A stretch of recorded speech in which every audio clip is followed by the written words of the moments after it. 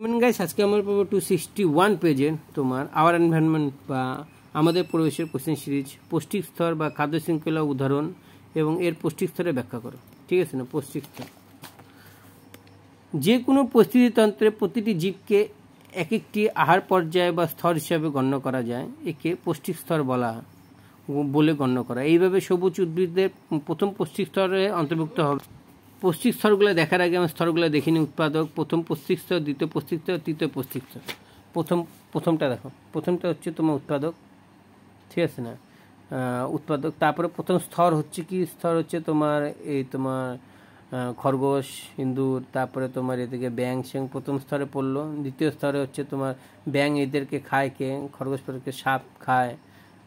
ঠিক আছে না? তারপরে তোমার এটা হচ্ছে তোমার দ্বিতীয় স্তরে পড়লো।